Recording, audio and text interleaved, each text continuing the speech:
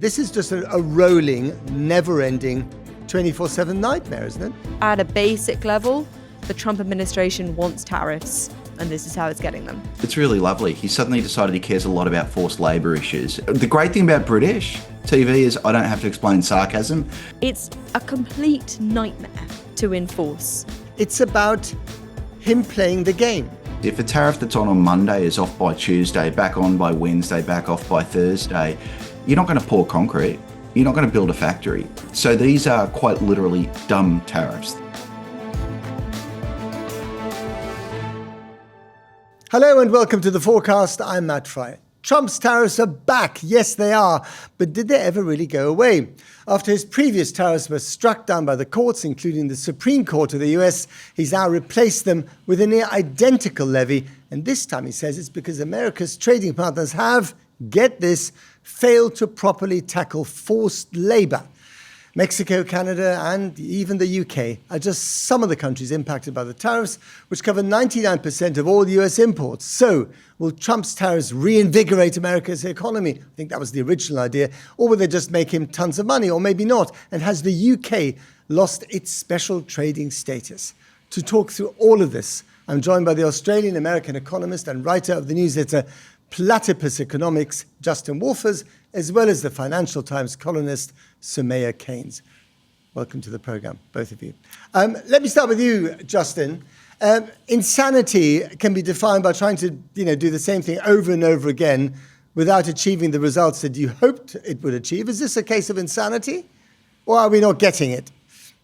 Mate, have you been watching the United States for the last few months? I think we all need a big couch to lie down and talk about our feelings for a while. Look, there's two sets of issues here, Nate. Are the tariffs legal? Like, how can you write a tariff regime without involving Congress, which is basically the president's whole goal. He doesn't want to talk to Congress, doesn't want to go to the people's house. He just wants to be the king who waves his hands whenever he wants. Quite a funny irony given the foundational stories of the United States. So he might have figured out the legal side of this third time's lucky, although it's still very, very unclear. The other side's the economic side, which is, does this actually improve, the living standards of Americans? And so far, all the evidence is that Americans are paying these tariffs, that it hasn't brought manufacturing home, it hasn't led to trade deals, it hasn't created any particular leverage, and there's no reason to think that changes. And I guess you could add a third here, which would be the geopolitical side, which is, has this made the United States more central in global affairs, or has it sidelined us? And the answer, I think, is unequivocally, the old brand has taken a bit of a beating, and America's centrality to the global economy has fallen fairly substantially.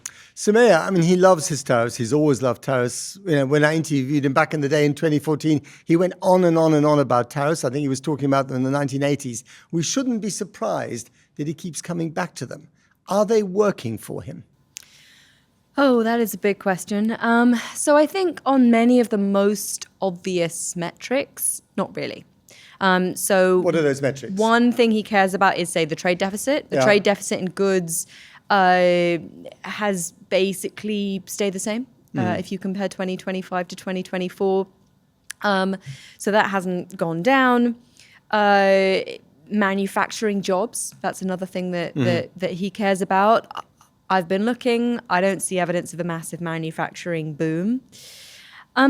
There is a slightly more interesting objective of the Trump administration, which is to tackle some of the genuine geoeconomic challenges associated with the rise of China, right? And so, I think it is the case that for certain manufactured products, it is just a bit unhealthy how much of it is concentrated in one country, that one country being China. And so there is a legitimate rationale for saying, okay, we need to give companies a signal that they shouldn't be sourcing so much from one country. But is that really working? China's become the factory of the world. They're producing more electric vehicles, as an example, than anyone else. The Europeans who want to do their own stuff are, slowly being forced to buy these things. So if you look at the raw statistics, right, if you just look at what America is importing and who from, actually last year there was a pretty dramatic drop in the share of US imports coming directly from China. Right. Now, the problem is that international supply chains are complicated things and they can reroute. And what we saw during the first Trump administration is, you had these tariffs going up then. There was, a reduction in direct trade from China to the US. But actually what happened is those supply chains reorganized to go through other countries. Right. So you saw Vietnam increasing their exports. There's a big increase in Chinese FDI into Vietnam. Also other US multinationals investing into these other countries. So there was a sense that there was a China plus one strategy, but actually it was a China through one strategy. Right.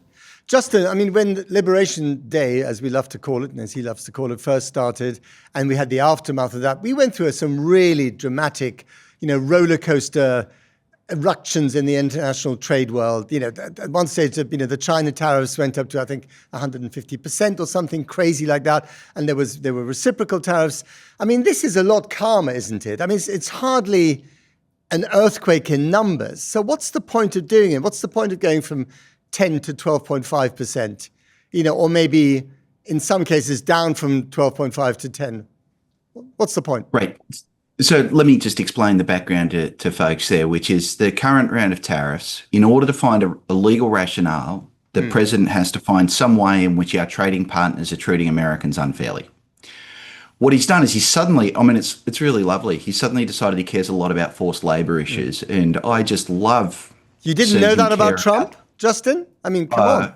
Mate, this is a bloke who loves the poor and downtrodden and cares particularly about people in other countries. So that's the great thing about British TV is I don't have to explain sarcasm. In the US, I'd have to put a big sign next to me. So look, all of a sudden he's discovered he cares about the poor and the downtrodden. So that's lovely.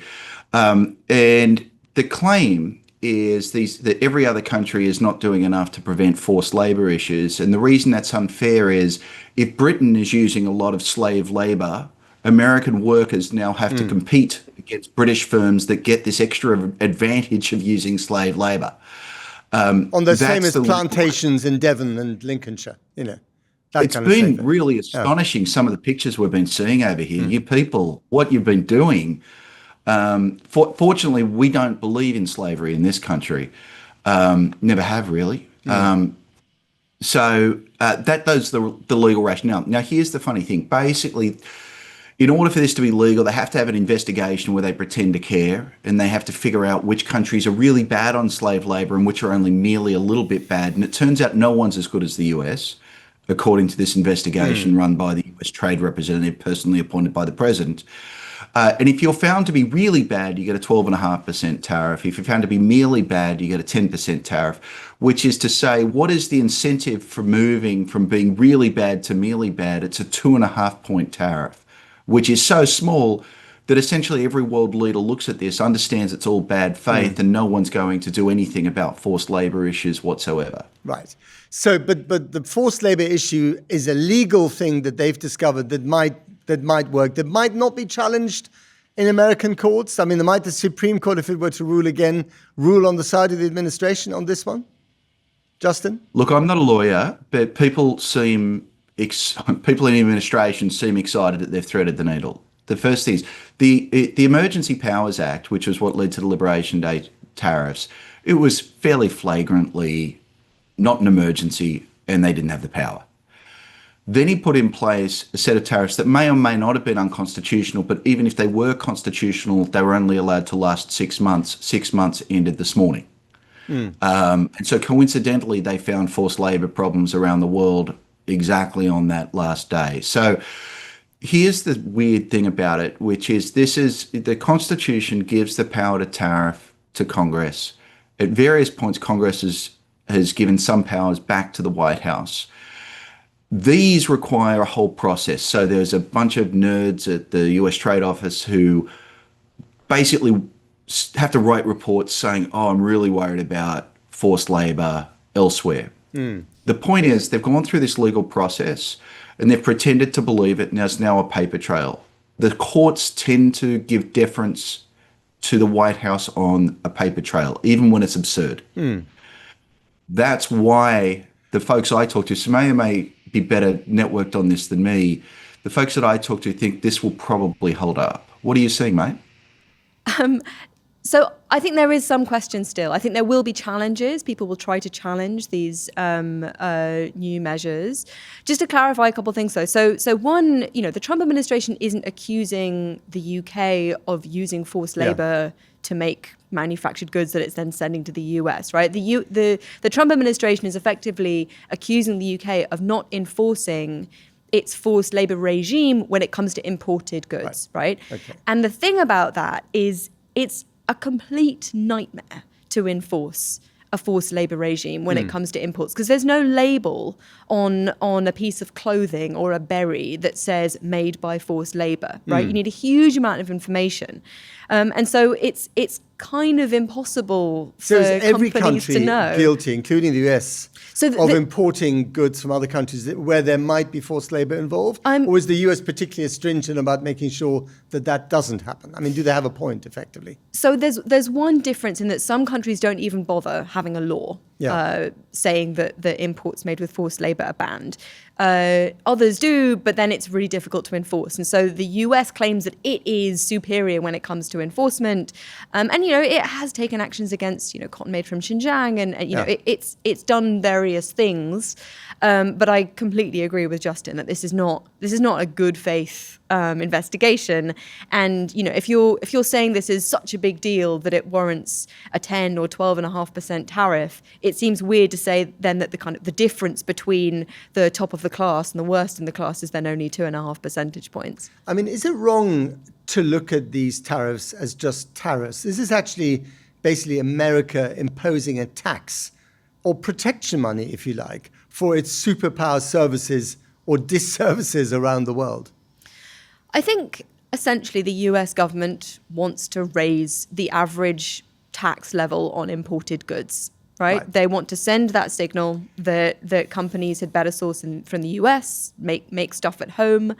That's what they want to do, and this is their method of getting there. Now, of course, if you look at the data, it's fairly clear that it's American importers who are paying for those taxes, right?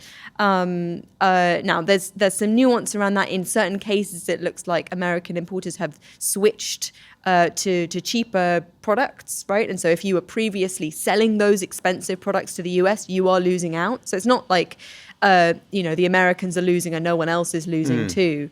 But, it is possible to get deep into the weeds of all the kind of legalizing about this, but at a basic level, the Trump administration wants tariffs, and this is how it's getting them. And Justin, will the world just have to get used to it? I mean, 10% sounded really bad a year and a half ago, and now it seems actually quite reasonable, or 12.5% even. Is this the new normal? Let me cheer people up. Presidential terms only last 4 years. And I think the president has imposed these tariffs in such a way that he's radicalized the other side of politics, which historically was much more open to protectionism, to be much more closed to protectionism. I think the biggest threat is going to be the American courts, not retaliation measures. I think it's also really important to note what the Americans didn't get out of this, which is the point of the original Liberation Day tariffs is every country got a different rate. And you could call up Keir Starmer and he'd say, hey, mate, I've got you on a really high rate right now, but if you come and take a few photos with me, I can lower your rate. It was leverage, basically. Yeah, it was extortion of sorts. We'll go with leverage. Because, the extortion part is, remember, he's punching Americans in the face as well. This was Soumaya's point, which is it's hurting Americans. The president's just largely indifferent to that. It's also hurting Brits. Okay, the thing is, this regime, though, you're either bad on forced labour or merely a bit bad, and that's it. There's no negotiation. So basically every country in the world is at round about a 10% tariff. There doesn't look to be an easy way where he could call Keir Starmer and say, if you send over a couple of Rolls Royces, have a nice press conference with me and we'll reduce tariffs on whiskey, that he could then cut rates for the UK, which means he's ended up with a tariff regime that's not the one he wants. He doesn't get leverage. He gets today's flurry of newspaper headlines. They are going to get revenue out of this if they're allowed to keep it. But it's not. And the other thing you can't do here is these are not industry specific. And so the other thing that the president tends to do is people come, they pay homage, and they carve out little exceptions. And there's a lot less of that going on with this legal rationale. I was just going to say, Justin, you may not have noticed, we're in July and we've got a new Prime Minister and he's called Andy Burnham. So Keir Starmer's yesterday's man. So we've moved on since then. But I mean, I love them all. I just They're like all to keep terrific. track of our Prime Minister. I know it's tough. It's difficult. And actually, and if anyone was going to call anyone for exemptions, it would be the King who would be called, because he apparently secured the 0 tariffs on Scotch whiskey. So, it's the King you want to talk to. My king. Yeah, your King. I mean, he's your King as well. Yeah. God bless the Mate. king. Can I just say that just to add to that, right? So this is just the first step, right? Because the Trump administration has other investigations that are ongoing. On what other issues? The idea is that other countries are generating industrial overcapacity, and so that justifies more tariffs. Now, the UK doesn't seem to be part of those, right? But there is no one's ever accused us recently of industrial overcapacity. No. But there are sort of two stages of these tariffs, right? You've got the first baseline where everyone gets 10, 12.5%, and then there's rebuilding the highs and the lows, right? And that is going to happen through a separate investigation through this industrial overcapacity. So then we could get back to the era that Justin just described. Exactly. Of where, if you want to be nice to me, you want to spend more on defense or help me out with the war in Iran, I might lower those tariffs on whatever goods you produce by X percentage points. So you're saying we're heading into that territory? We're heading to that territory. But, for now, the UK doesn't seem to have been a target of those extra investigations. So it looks like we're set for now. So, Justin, if you're a government trying to plan a budget, like the new government, is trying to work out its finances here in the UK, or just a business trying to work out your next year's strategy, again, this is just a rolling, never-ending, 24/7 nightmare, isn't it? Absolutely. So what's funny is Soumaya and I have done the circuit of various TV stations, and I see her from time to time, and she's just got an encyclopedic knowledge of this, and I spend most of my days talking about it. And sometimes I forget about some of the tariffs, like dead set forget. And this is what I do for a living. She just mentioned some that I'd forgotten about. And this is all I do. That's because there are just too many of them. He's flooding the zone with tariffs. And not only that, but with just marvelous melodrama. I mean, it's fantastic television. It's the most edgiest stuff we've ever seen out of a tariff drama. I was going to say, ever. Tariffs don't normally make for primetime television, but maybe they do now. I mean, Soumaya certainly does. She makes them just sizzle with interest. But then, so that's what experts look like. So now thinking you're just running the business. How are you keeping track of it? There's actually a wonderful research paper recently by a friend of mine called Tariff Chaos, in which what they do is they try to take quite seriously the idea that if you were running a factory, it's not that you're uncertain about the future. That's one very important problem. Uncertainty has been higher than it's ever been in American history around trade policy, but actually that you don't actually know what the current moment is. And if you were not paying as much attention as Soumaya and I do, you might actually think that currently the tariff on Britain is one of the previous rates. And if that's the case, then you might choose not to import. And if that's the case, basically you get an as-if tariff. People think there's a tax and there's not one, which is truly dramatic, because what it means is Americans are getting all the economic distortions. They're failing to get the imports they need. They're not getting to buy the whiskey they want to buy and so on, without the government getting any revenue. So we get the worst on both sides. And I think that's really what's happening here. But when Liberation Day happened, when it was a year and a half ago or so, people were warning that this could be, the end of the trading system as we know it. There would be a massive meltdown. And there were some very dramatic reactions. But actually, the system seems to have recovered. So if you look at the kind of chaos of Trump that we've all got used to in one form or another, how much damage has it actually created to the world's trading system? I think it's worth being clear about some of those really doomerish predictions and then why they didn't come to pass, right? And so one reason is that lots of the economists and the pundits were expecting these very dramatic rounds of tit-for-tat tariff escalation, right? Which could, pull the world into some kind of, a spiral. A spiral, right? Confidence busting, investment destroying, all those bad things. But what we actually saw is that a lot of countries rolled over. They didn't retaliate, they negotiated. We showed the other cheek. Right, because they wanted to get a slightly lower tariff than their trading partner. So Than their our competitor. restraint, as those who are at the receiving end of tariffs, our restraint saved the World Trading Order from that spiral. That's one factor. I think another factor is what happened is that the administration announced these extraordinarily high and broad tariffs, and everyone started screaming about it. And what actually happened after that was there were many, many exemptions introduced. There were exceptions made.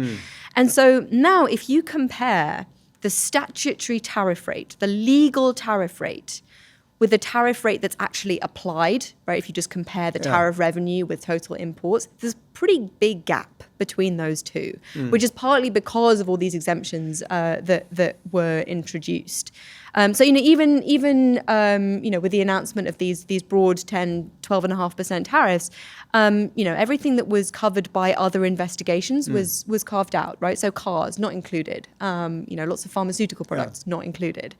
So this is a kind of Swiss cheese trade policy, and that's one reason you really have to understand. I wonder, and of course there were the Canada tariffs that he threatened, weren't there? 55% for essentially punishing the wind for bringing some of those wildfires from Canada down to the US.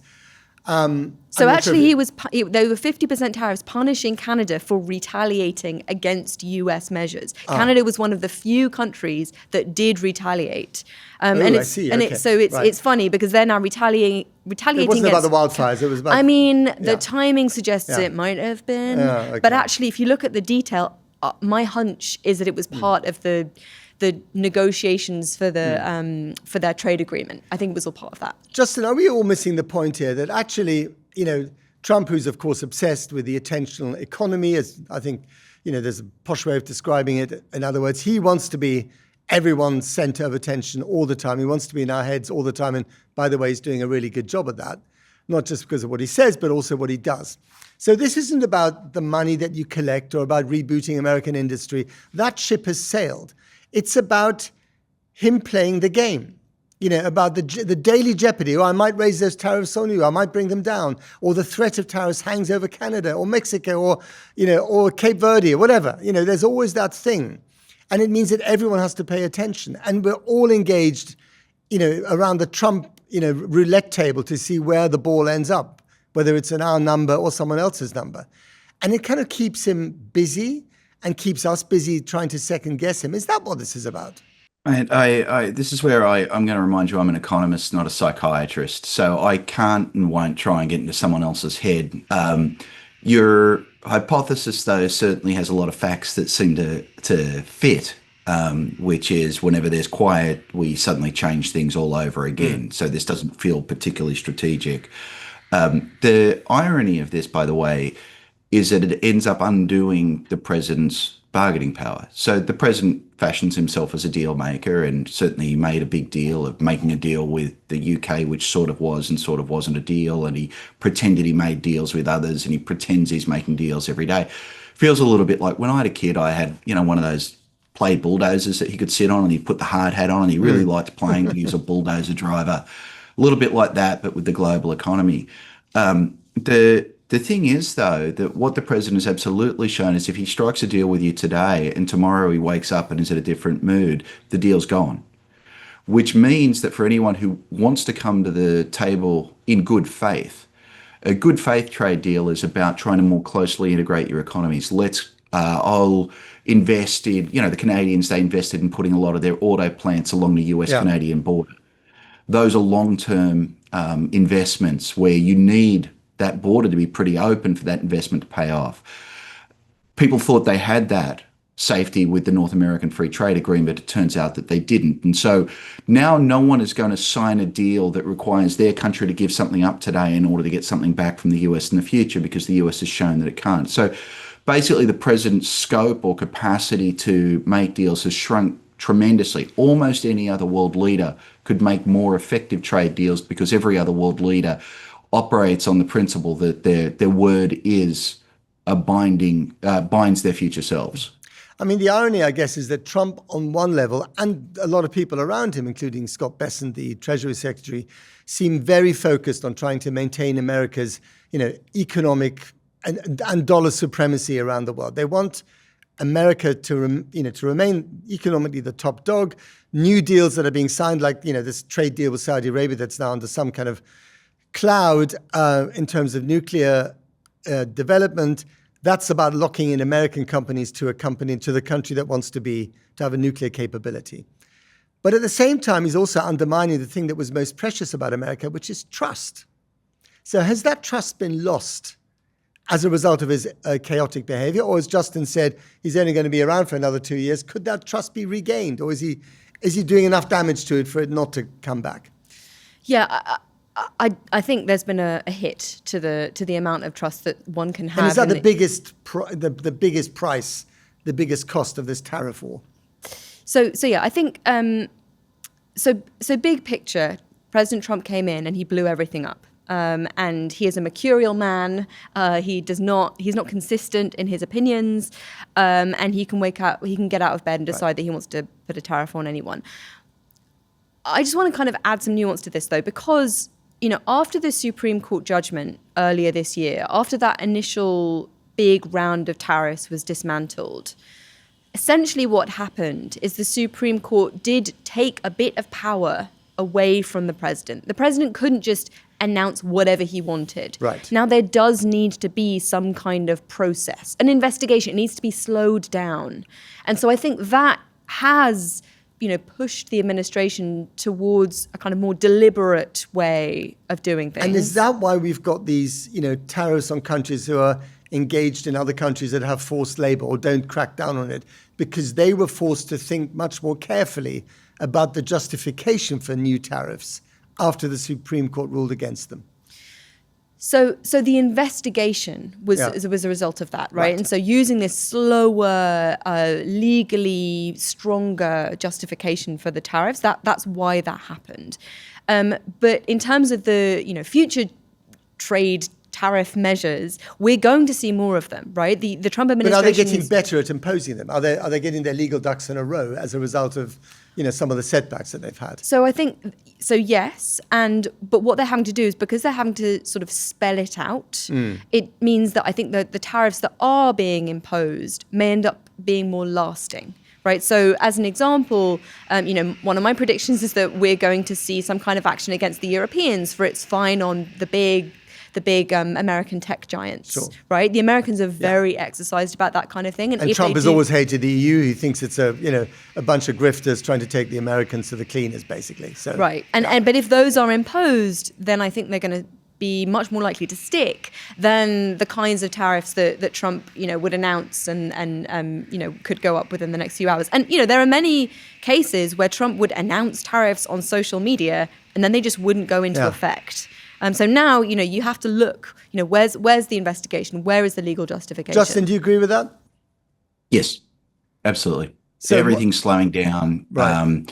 Rule by tweet is largely over. I think the one counterpoint was what the president did to the Canadians just a few days ago, where he just said in 30 days' time, there'll be a 50% tariff. So the problem with tariff by tweet is some of them are legal and some of them aren't. Some of them are serious and some of them aren't. And none of us really know which ones to take seriously. I think it actually leads to sort of a deeper point I just want to make briefly, which is there's a modestly serious argument to be had about whether there are specific times and places where one could implement smart tariffs.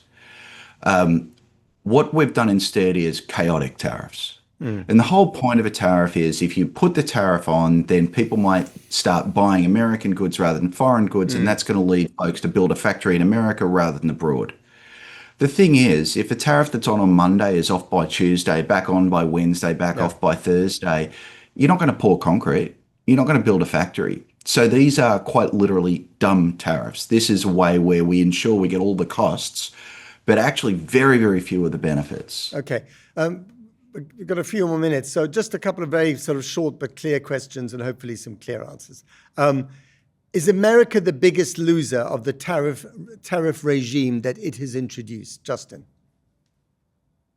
It's not completely obvious. Let me start with economics and then go to politics. The economics of this is when the US imposes a tax on Americans who import from Britain or the United Kingdom, that hurts Americans because they have to pay the higher prices. They can't get the goods they want. It also hurts folks in the United Kingdom because we're not buying stuff from there as much and those folks. So both sides get hurt. The proportionality is not really a big deal. So yes, we're hurting. Yes, my friends in the United Kingdom are hurting. The extra hit the United States takes is the loss of trust that you talked about earlier. Okay. Soumaya, we love to think, and even in our darkest hours, we love to think that we have that extra little special relationship with the United States, right? So, I mean, even if you don't really believe in it, if it comes up, people kind of doff their cap to it. How much has Trump, with his tariffs, with this latest round, hurt his supposedly great friend? So there was an annoying detail in the way that these most recent tariffs were imposed. So our tariffs stack and the EU's don't. And what that means is, supposing you've got a jumper, right? And it gets, so before any of these tariffs came along, there would be a 10% tariff, say. So the way that the UK tariffs are applied, the new tariffs, the extra 10% comes on top. So we would face a 20% tariff. Right. So the that's EU, bad. That's bad. The EU would only get 10%, right? Because that's a flaw for them. So we're now major losers compared to the EU. In certain goods categories, chemicals, clothing, some others, we've now got a bit of a disadvantage relative to the EU that we didn't have before the Supreme Court overruled these. That's been lost in translation. Tariffs. That point. That's rather important, isn't it? It's not great. There are many products that doesn't apply to, right? Because steel, cars, lots of products were carved out of this latest round of tariffs. But who decides, by the way? I mean, does Trump suddenly wake up and say, "I hate sweaters. I hate those Shetland sweaters. They're horrific. They deserve to be stacked." Whereas, I don't know, Spanish wine doesn't. Actually, the Spanish wine is definitely guilty. Sorry. No. So sadly, luckily for President Trump, the very tedious job of working out which product is hit by what is the job of officials at the United States Trade Representative. I'm not sure Trump has the patience for it. Okay. Final question, Justin. If the Democrats should win the House in the midterm elections coming up in November, can they put a dent through legislation into Trump's tariff chaos? Or would it be overruled by the Senate if that's still in Republican hands, or indeed by Trump himself with a veto? The problem is that in fact, the current Republican Congress, on balance, has no patience for the president's tariffs. The president is acting despite them. The president is acting using what looks like delegated powers from past Congresses. They could pull those back, but of course that has to get signed by the president or there has to be a veto override. That's where we're stuck, which is past Congresses gave the current president too much power.